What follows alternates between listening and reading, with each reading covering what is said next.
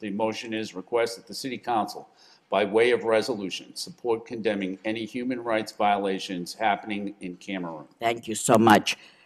From time to time, we have had the opportunity to adopt places all over the world and designate them as our sister city. We just did that some time ago with the city of Bamenda in Cameroon. Many years ago, we did that. We also had the pleasure, not once but twice, to welcome and pay tribute to their king, King Agualfo, who visited us for the first time when I was mayor, and then the second time when Bill Martin was mayor. Things are not so peaceful in Cameroon. In November of last year, a bloody political crisis erupted, resulting in death, rape, and mass persecution of nonviolent citizens in the English-speaking regions of Cameroon.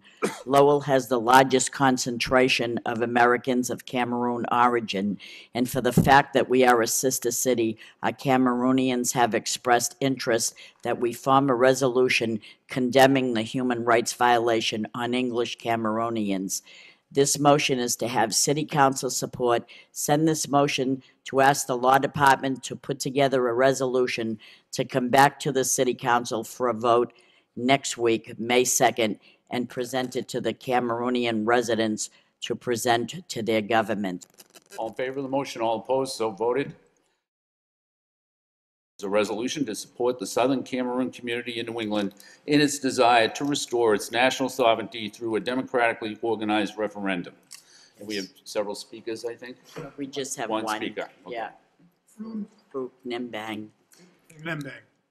Mr. Mayor, City Councilors, I have Attorney Ernest Kwacham on my left and the President of the Cameroonians of Lowell on my right, and the Cameroonian community.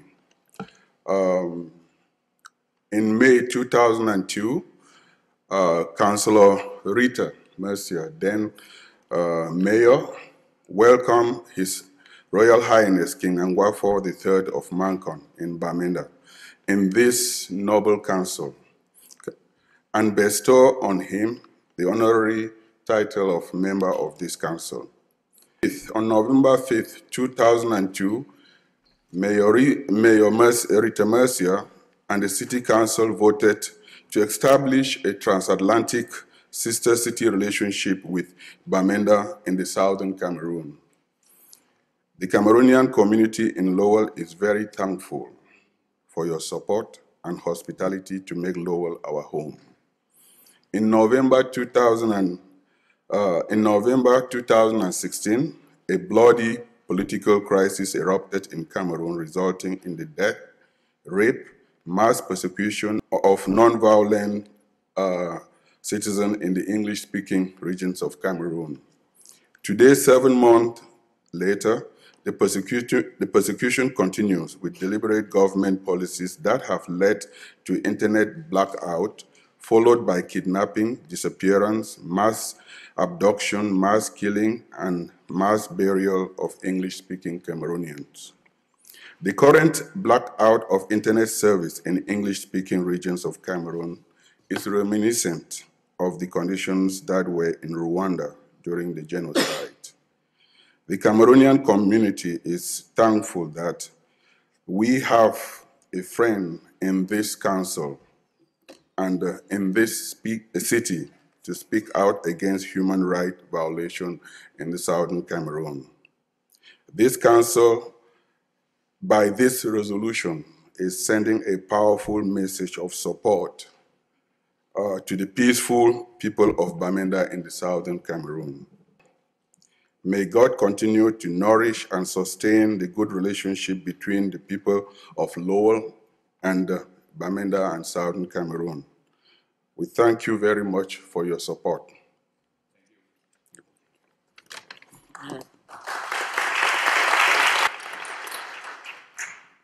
Thank you, Mr. Mayor. And the people of Cameroonian descent came to me and asked if this council would support a resolution denouncing all the atrocities that had taken place, and they brought numerous pictures up that would really frighten everyone. Even though they're Lowellians now, their heart still remains in their country, and they know from relatives back home and family members all the atrocities that are going on there. So if they ask us to help in any way, they needed a resolution. And it isn't just about that I brought it up, it's the fact that my colleagues support it. We support it as a body. We can't do it alone. I can't do it alone. But we brought it up last week through the motion. We referred it to the city manager as well as the city solicitor, Christine O'Connor. She brought it up today, and we will vote on it so that you may present it to your government. And that's what you asked for. That's what we try to do. And Any discussion on the motion? Counsel Leahy. Yes. Counsel Leary. Yes. Counsel Mercia. yes, Counsel Milonazo. Yes. Counsel Rourke. Yes. Counsel Samaras. Yes. Counsel Belanger. Yes. Counsel Elliott. Yes. Mayor Kennedy. Yes. 9 yeas. Council Belanger, did you want to pass this for signatures? yeah, thank you very much. We'll get you that resolution. Yeah, thank you.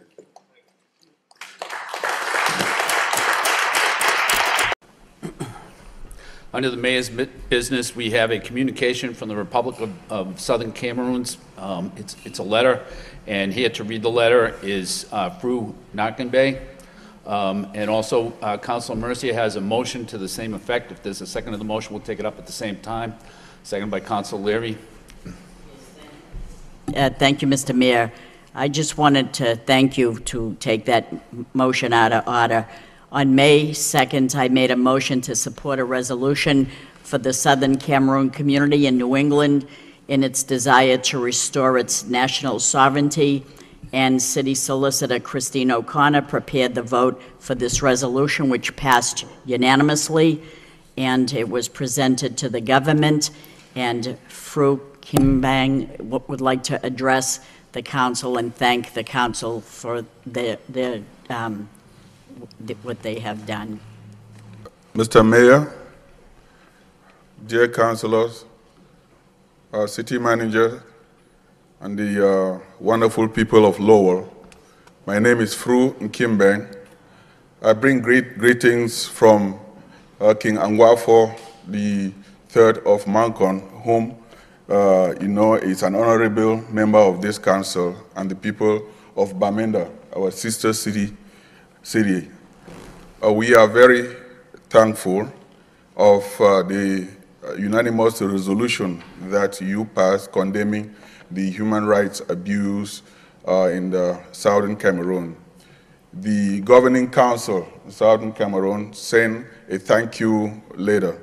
They actually sent it, emailed it directly to the mayor, and also gave us a copy. So we would like to read the thank you letter to the council and the people of Lowell. Here, standing on my right, is George Foyong, the president of the Cameroonians of Lowell Association.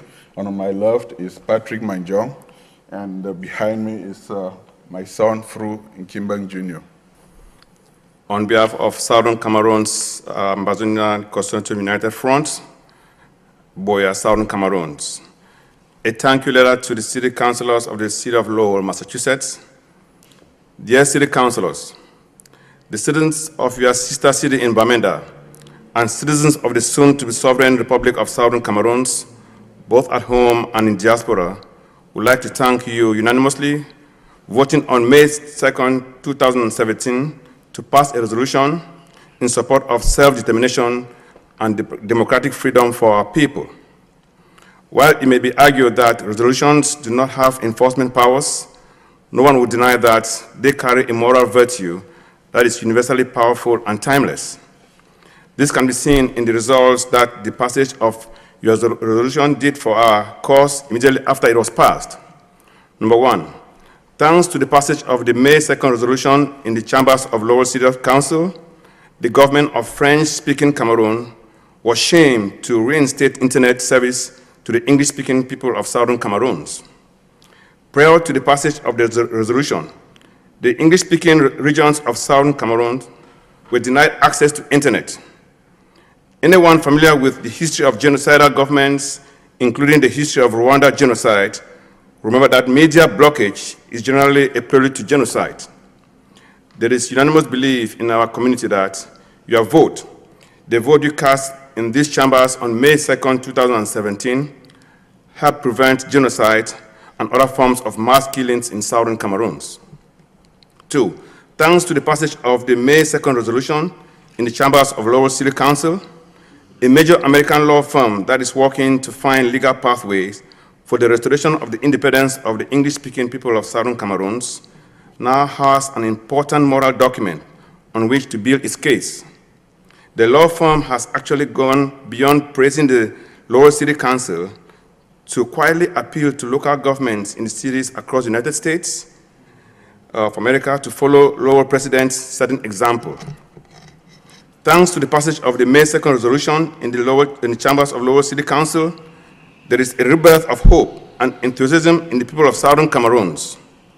Victims who would have otherwise given up or resigned themselves to the mechanism of persecution now know that only do they have a listening ear out there, they know they have an advocate.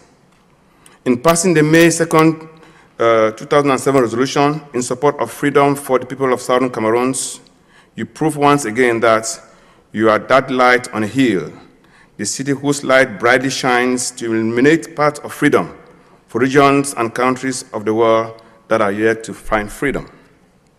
Finally, in passing the May 2nd, 2017 resolution in support of freedom for the people of Southern Cameroon, you prove once again that you believe in the universality of preamble of America's Declaration of Independence that says, we hold this truth to be self-evident, that all men are created equal, that they are endowed by their Creator with certain unalienable rights, that amongst these are life, liberty, and pursuit of happiness.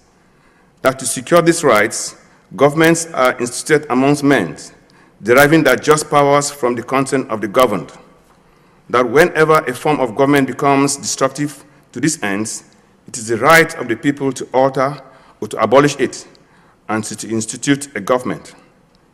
On behalf of the soon-to-be-freed citizens of Southern Cameroon, the African community of Lowell, I once again would like to say thank you, thank you, thank you. Signed June 30th, 2017, Tassan Wilfred, Secretary General of the Southern Cameroon's United Ambazonian Cameroon Front. Thank you very much, sir. Thank you. Any discussion from the City Council? If not, the Chair would entertain a motion to accept the communication, place it on file by Councilor Mercia, seconded by Councilor Rourke. Discussion, Councilor Leahy. I just wanted to say thank you for coming down and speaking, and I'm glad that, I can't think who brought the motion up, maybe Councilor Mercia, but thank you that we could be part of that. Thank you. Thank you very much. Thank you. Thank you. Thank you. Councilor Elliott. Thank you. I concur. The motion passed unanimously and rightfully so. I think it's important while we are such a diverse city, and we know that we all have pride in our heritage and culture, that we take actions that we possibly can to support the human right atrocities that are taking place. And certainly, I've seen video after video of what's taking place, whether it's on Facebook or even national news. And this is the least that we can do to support the people that are suffering for the basic human rights that we have here. And I'm proud to take this vote and to support this effort. Thank you. Thank you. Thank you very much. Thank you. Any further discussion? All in favor of the motion? All opposed? So voted.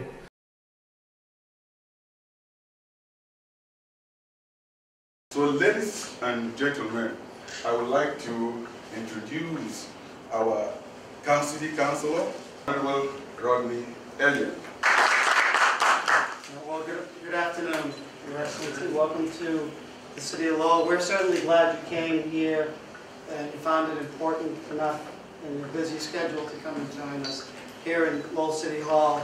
As Drew just mentioned, we support, this is not the first time, or the second time, nor the third time, that the city has adopted resolutions to support Cameroonians, certainly here in the city and their homeland, because we feel it's important to support every cause of democracy your crimes against humanity. It's wonderful to be here.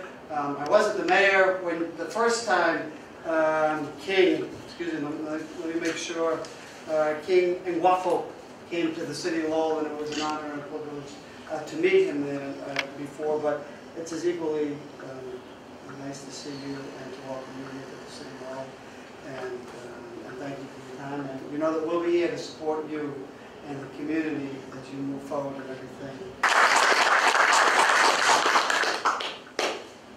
Thank you, Councilor Elder. Our next speaker is our very able city manager, Mr. Kevin Murphy.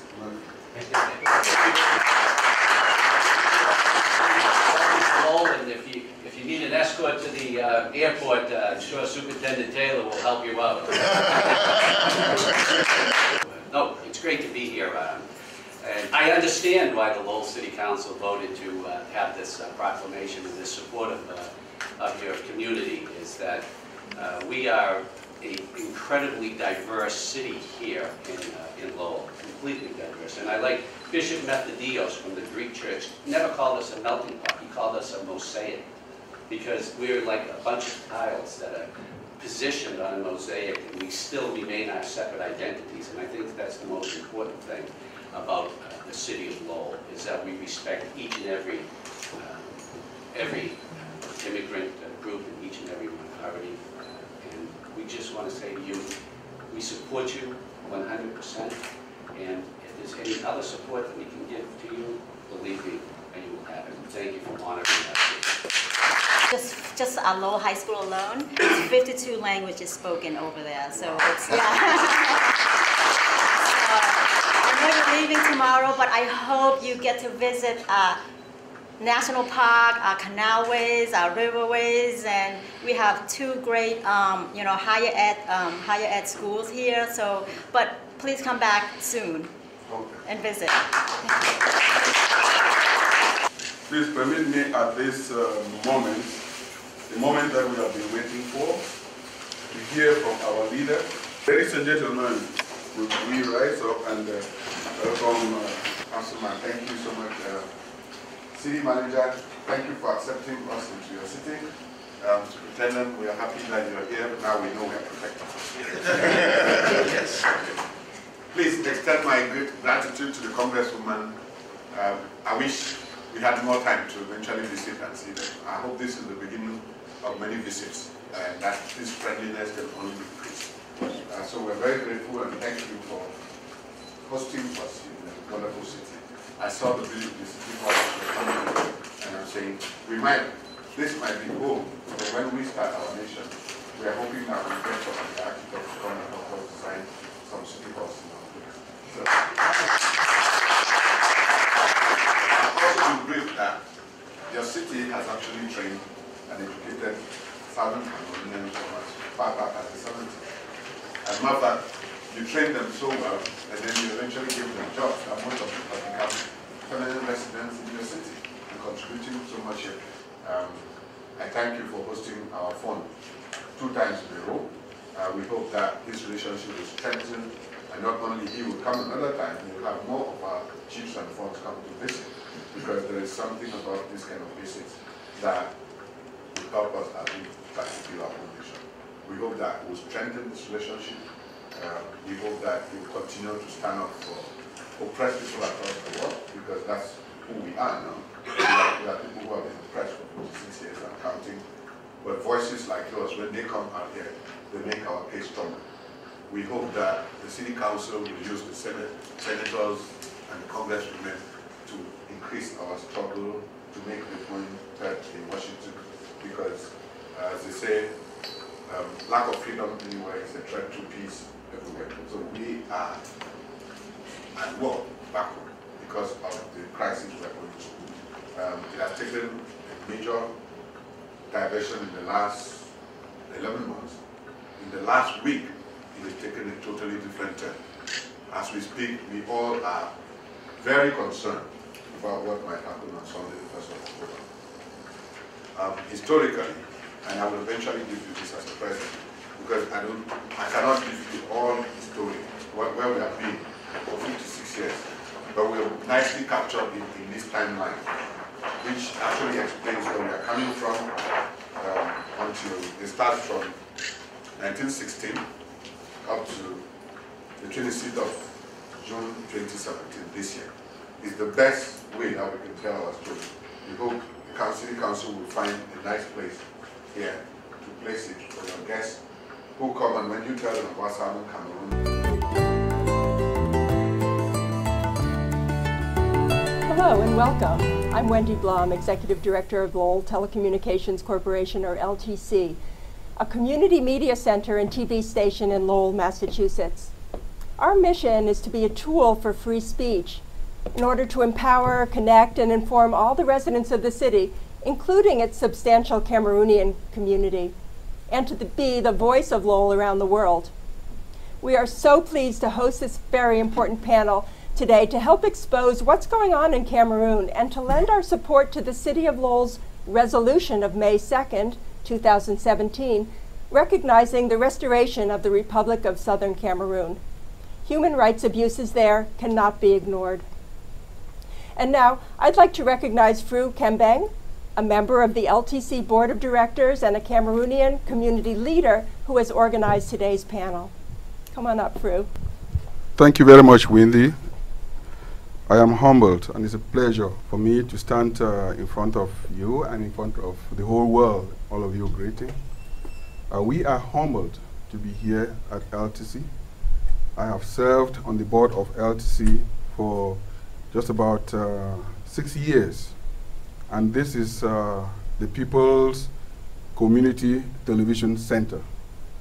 As you all know, LTC Lowell is a UN of city, and I always put it that way because we have a mixture, a mosaic, as our former mayor puts it, that if you really want to travel around the world, come and spend 7 days in Lowell and you would have traveled all the continents in the world.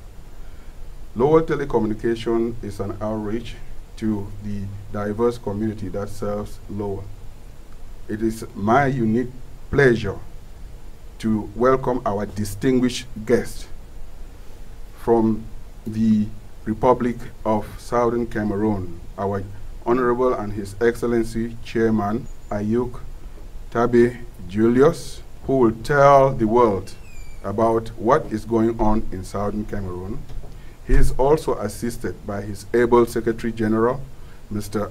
Atam Milan. Privilege to introduce our distinguished historian here in Lowell, and also a UMass professor and also a former State Department official, Dr. Mehmet Ali. Welcome everyone to this very important program. If you haven't heard about what's happening in Southern Cameroon, you're not alone. This is an issue, however very important, that has been absent from the major media. It's very unfortunate that this story has not been out in the public forefront. I recently looked at the Washington Post and the New York Times and some of our other major media outlets to find out if there was any coverage about what's happening in Southern Cameroon. The only story from Cameroon was that the country didn't place in the World Cup contest this past few months.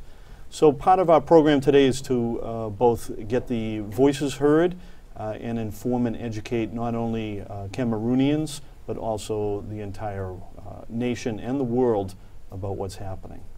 As Fru has already stated, we are joined by two very special guests today, and I wanted to briefly talk about their backgrounds.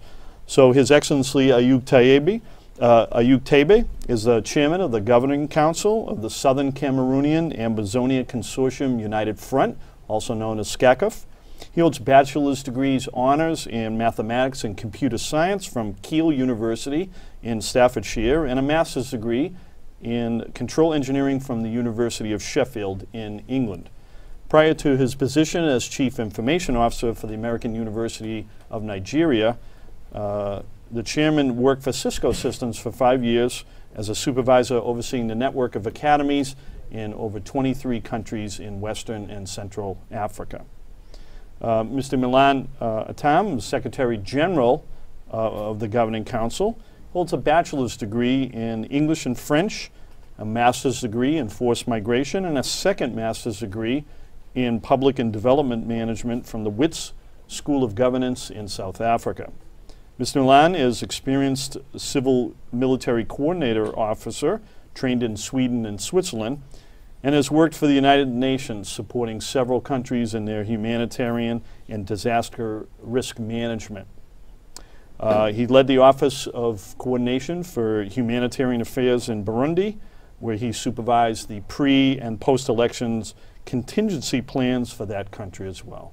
Welcome to Lowell. Thank you. Thank you. First, I think our audience would benefit from a little bit of background on where we have come today. And so I wonder if one of you could talk a little bit about the political history of Southern Cameroon. Okay. Thank you very much.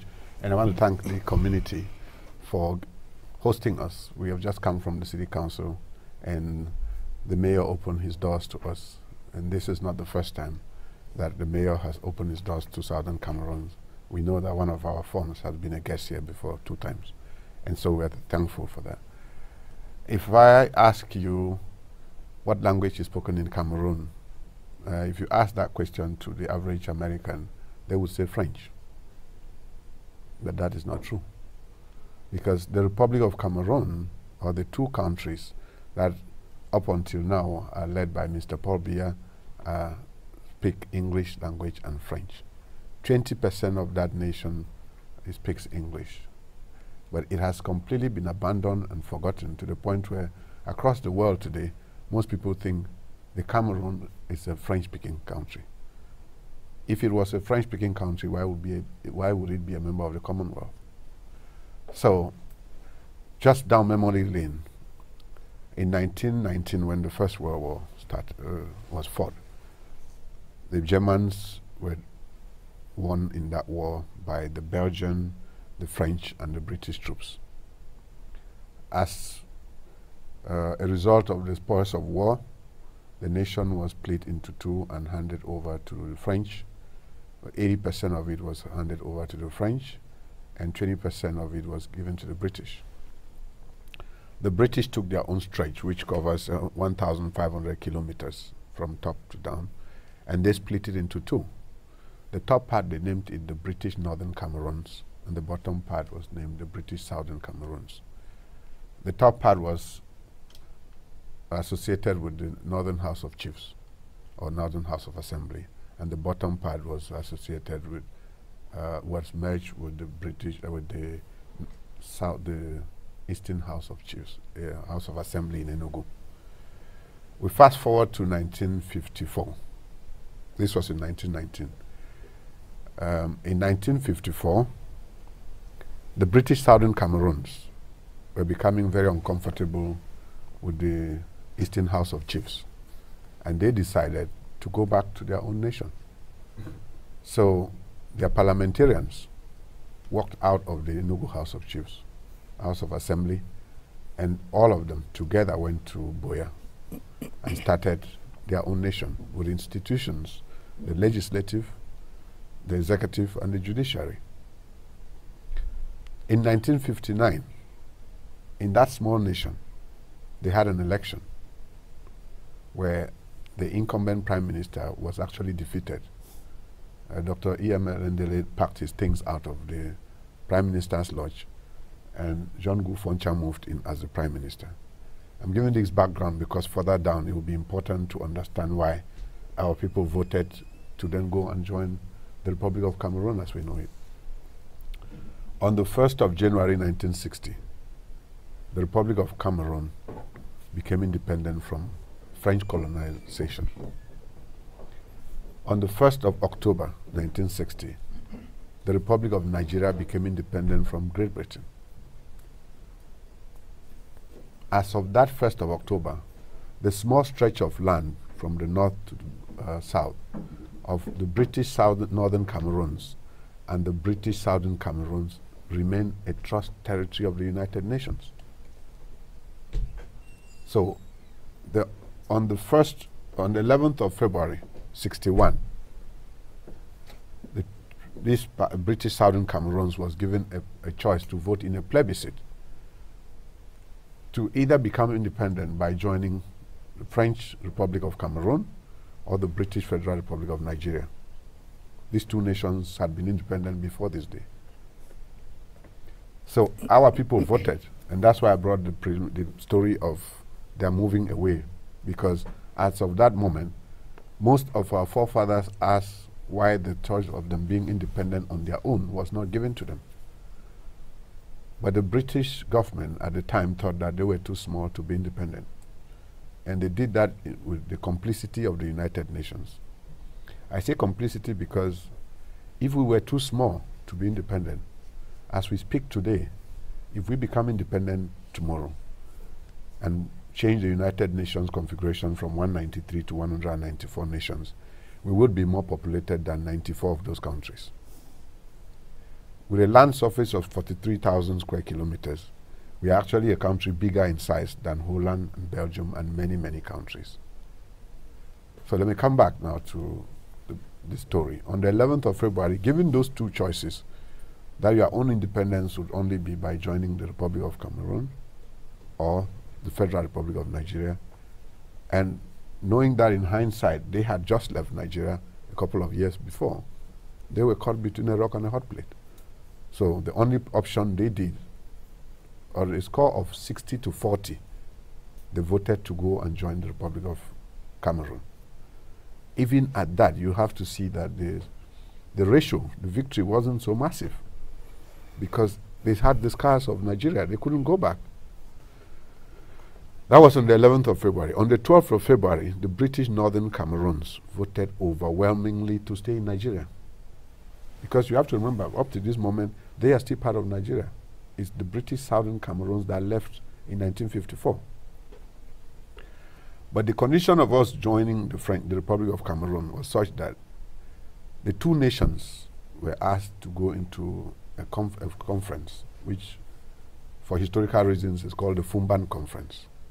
It is at the Fumban Conference where those two nations were going to come and iron out their constitution of the two nations and eventually become one nation.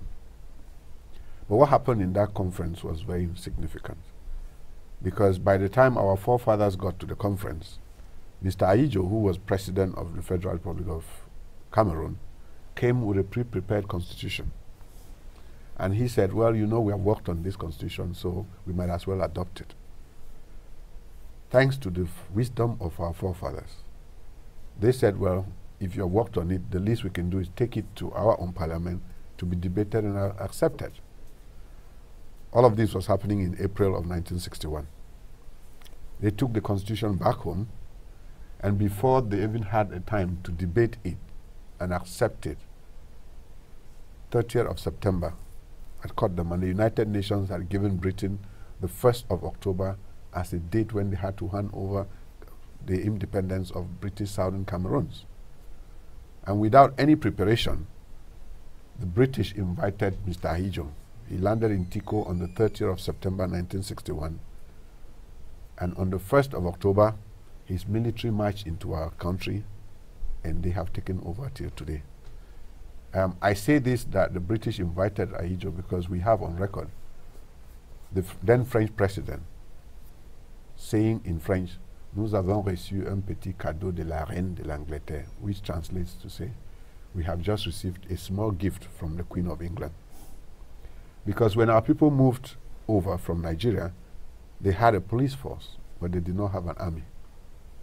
And so what Mr. Ahijo did on the 1st of October, they lowered the British flag, and he lowered the French flag, the French Republic of Cameroon flag, which had 2 stars at the time. At least they even gave us the favor of adding a second star to show that there were 2 nations. And they called that nation then the Federal Republic of Cameroon. It is important to note that we're talking of a federal republic. And by the federal nature of that country, the 2 nations were coming together, the British Southern Cameroons and the Republic of Cameroon. They came together to form the Federal Republic of Cameroon. Even though the constitutional document cementing that union has never been signed at the United Nations, but it's still symbolic that they got together. A few years later, fate played us a bad blow, because they then had the sense that oil had been discovered in that land. And much of it, as we speak today, 30%, 60% of the GDP of that country is provided, comes from the land of the Southern Cameroons. Once that happened, it became obvious to Mr. Aijo that if he stayed in the federal constitution, then the British Southern Cameroons were going to manage their resources, at least a huge part of it. And so he unilaterally decided that that country had to become the United Republic of Cameroon. By being united, you now carry all the resources to a central treasury, which he would manage. And as if that's not bad enough, he decided to make that union on the 20th of May, 1972. It's important to note that the 20th of May happened to be his wife's birthday. And that became the national public holiday for the nation. It still is to the Republic of Cameroon till tomorrow. That was in 1972. Our people have been clamoring for any rights. And 56 years later, we have gotten up this time to realize that all our institutions have simply crumbled. They've taken away everything that makes us human.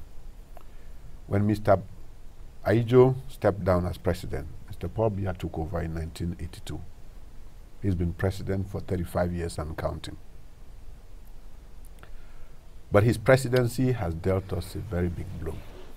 Even the simple institutions he met on our land have been destroyed, abandoned. We had 2 airports when he came over as president. As we speak, you cannot land in a plane on our soil. There is a deep sea port in our land which can dock the biggest flagships. That seaport has been abandoned in preference to a seaport in Douala which is dredged every day.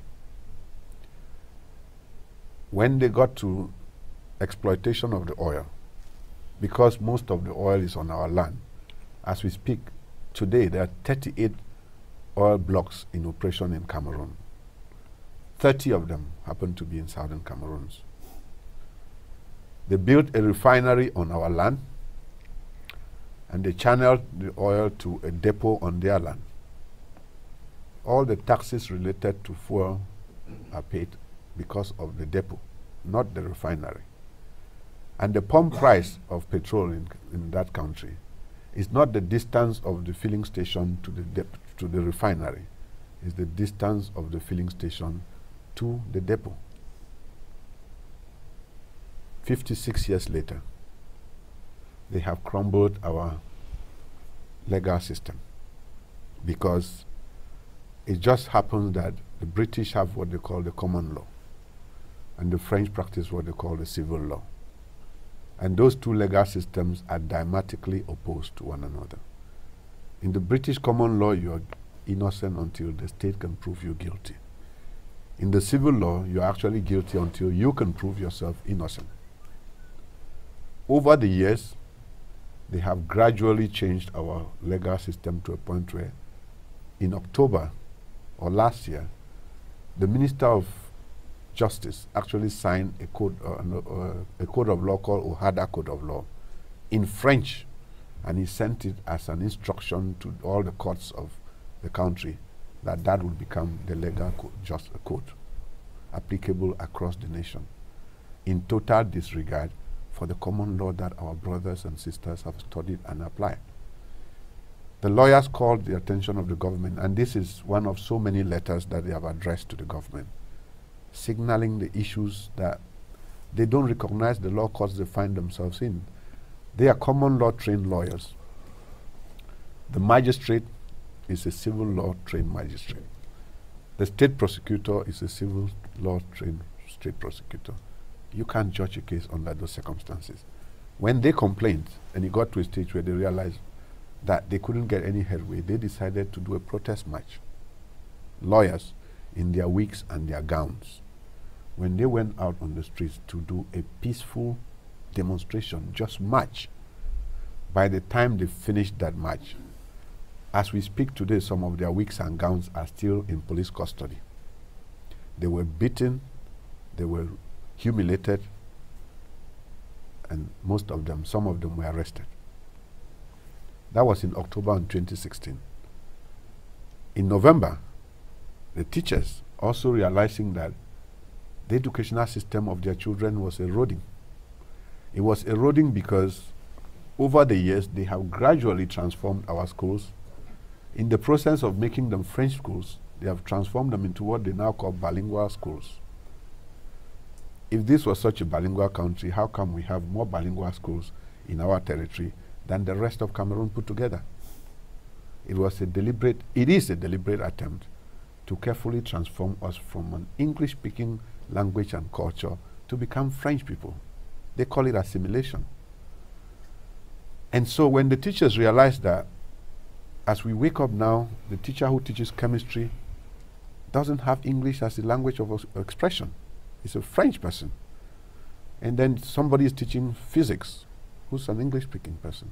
And the children cannot relate physics and chemistry because they hear physics in one language, chemistry in another language.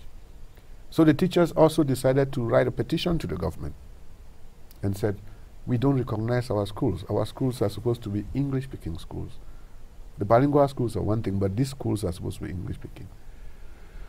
And when the teachers did a protest march following the lawyers, they received the same fate as the lawyers. They were beaten, they were molested. The university students who saw the teachers' protest decided to also protest to support their teachers. But the fate of the university students was worse. Not only were they beaten and humiliated, girls were raped. Some of them were brought out of their dormitories and rolled in sewage water. I'm talking about girls. And this was in the view of TV cameras. And up till this moment that we speak, Mr. Biya has not addressed any of those issues. Faced with this reality, our people decided that they were going to pull their children out of school. Our children have not been in school since November 2016. It came at a head start in January, on the 9th of January, when the government insisted that students must go back to school. By this time, the lawyers had got together with the teachers and civil society organizations, and they formed what they then called the consortium. And they asked the government, if you want to redress the situation, you have to talk to the consortium leaders. So, because Mr. Biya's only tools of resolving a situation are money for corruption or force, he used that to good effect at the beginning of January, all in an attempt to quell down the protest and say that schools must start on the 9th of January. But to his shock, on the 9th of January, because our people had been through torture when you come out to protest, we then decided to go on what we now call ghost towns. That's the safest way you can protest, by just staying in your house. And as a religious nation, we encourage our people to read their Bibles, read their Qurans, and just pray. Stay at home. So on the 9th of January, our country was in ghost town. When he then realized that we had got that victory by our people saying they would not send their children to school, he now reluctantly called for negotiations with the consortium. But of course, the negotiations were going to be in his terms. And the consortium leaders said they will not go to any negotiations if 41 students had been arrested in November in those protests. If those 41 students were not released, they were not going to go to negotiations. And this tug of war lasted for a couple of days. And on Wednesday, that would be the 11th of January, 2017, they reluctantly released 21 of those children. And we later on found out that they could not release the 41 because they didn't have the 41 to release. As of that time, 4 of those students had been killed. So they then released 21 of those children, and the consortium asked for the 20. And they were the first to brandish the consortium as being intransigent, that they had shown good faith. If they start the negotiation, then they will release the others. So the consortium went into negotiations on, they got together on, I think on a Thursday and Friday. By the Thursday, they had 19 points on the agenda. By the close of Thursday, they had resolved 4 of those 19 points because the government was trying to resolve them in their own terms. Now, when they realized that our people were not budging, and they desperately wanted schools to start on the 16th of January. They then quickly brushed over all the remaining 15 points on the Friday. By the time the meeting finished on Friday evening, they insisted that the consortium leaders should sign the declaration that everything was okay and that they were lifting the school suspension and schools should resume on the 16th. It was evident that they were not ready to solve any problem. They wanted their schools to open. Because, of course, by UNESCO rules, if a school does not go on in a country, if schools don't open for a certain number of hours, UNESCO would cancel the school year for that nation. That's what they have been struggling to save. They don't care about our children. So when the teacher said, no, we are not going to sign any document lifting school ban, besides, we have not seen the 20 children that you promised to release when we got to this stage of the negotiation. They were the same people who started on a Saturday morning and said the teachers have displayed bad faith and that the negotiations have ended. Again, true to form, they expected schools to start on the 16th of January. And they drummed up everybody, schools will start on Monday. And Monday the ghosts came to town and our cities were quiet. When that reality hit them, on Tuesday the 17th of January 2017, at 1 o'clock they banned the consortium. The group with which they had been having discussions was banned. Another very big popular group in our restoration movement, the SCNC, was also banned that same news. And by 5 o'clock that evening, the leaders of the consortium were being arrested. Those are the same people they sat on the desks, on the tables with 3 days earlier. And that situation has brought us to where we are. Our leaders have been, they have been in jail, they were in jail for very many months. At some point in their frustration, they decided to cut internet off. And they cut internet for a total of 94 days in our region. Because they hold the yam and the knife, they decide when to do what. Eventually they restored the internet. And the cry for our people to be released has grown so loud, and they desperately wanted schools to start on the 4th of September. That's this semester. A few days before the 4th of September, they released 53 of our detainees. Now, before that date, we now have hundreds of our people arrested. Many of them have disappeared. We have stories of 12 mass graves that have been closed in the Soa neighborhood of Yaoundé. Of those 53 people who came out, one of them has recounted a story that at some point in prison, they were losing at least 2 people every day. So we know that there are hundreds of our people we will never see. And Mr. Biya doesn't care. Because with everything that has happened for 9 months, he has still not made a statement. He has released 53 of our people. One of the leaders, Mancho BBC, who led the struggle, is still in jail. And all he's interested in, Mr. Biya, is that schools should start. To the point where he sent military officers to go and clear some schools in preparation for those schools to start. So he expected schools to start on the 4th of September, and we said schools will not start. On the 4th of September, schools did not start. And maybe that has brought us a little bit up to speed as to where we are.